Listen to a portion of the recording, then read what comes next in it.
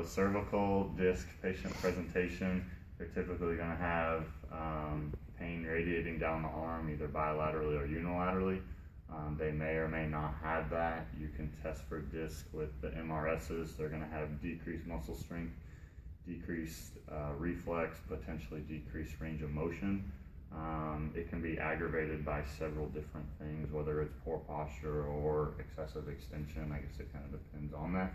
With the anatomy in the cervical spine, you have, well, just with the disc in general, you have a disc with the nucleus pulposus inside, which is surrounded by the annular fibers.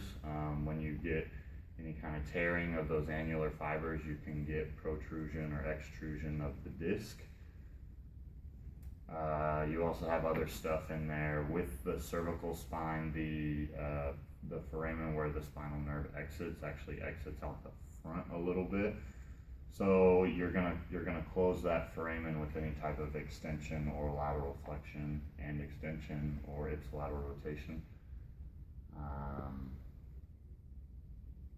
Yeah, that'll work. Pathomechanics. So for how the disc is going to happen, so you can have anything from trauma like a motor vehicle accident, even a fall. It could be due to old age and degeneration. With poor posture, if you have, the more anterior head carriage that you have, the more pressure that you can put on the disc, so that way if there's more pressure on the disc, you can get more protrusion into the canal or intervertebral foramen.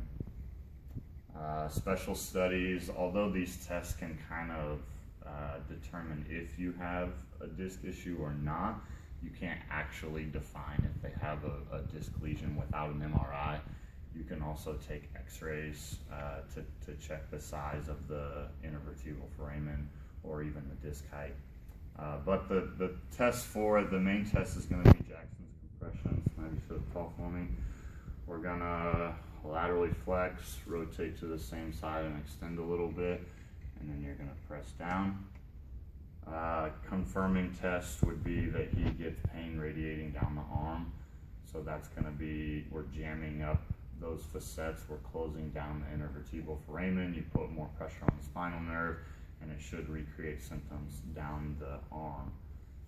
You can also just get more pinpoint pain, which would probably lead to more of like a facet syndrome, so we are looking for recreation of symptoms.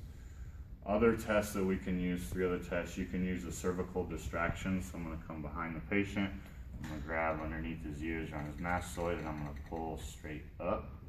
This is going to be more of a relieving test, so it should relieve his symptoms since we're opening up the intervertebral foramen, taking pressure off the disc.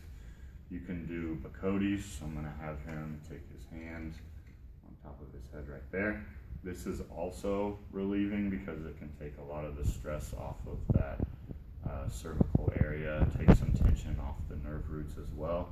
And then Soto Hall, so I'm going to have you on your back. Soto Hall, we can test for more of a mechanical dysfunction, so we're just going to take him into flexion.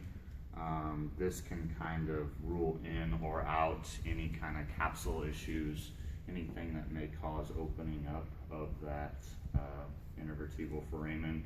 It could be relieving. I guess technically I think it could also recreate symptoms, especially if you're loading the disc into flexion, you can put more pressure on the disc. It's a challenge to you, Dr. Denning, to explain that to him. And then treatment, you can do, you can adjust, I would say, to adjust the segments above and below a disc. So especially if there's any kind of degeneration, you're going to have something that moves too much. And it's usually going to be surrounded by things that move too little. So I would adjust above and below. You can do soft tissue treatment for any kind of muscle spasm. Nerve tracking could potentially be beneficial. Also just ice and over-the-counter medications to handle the pain at that time. That's it.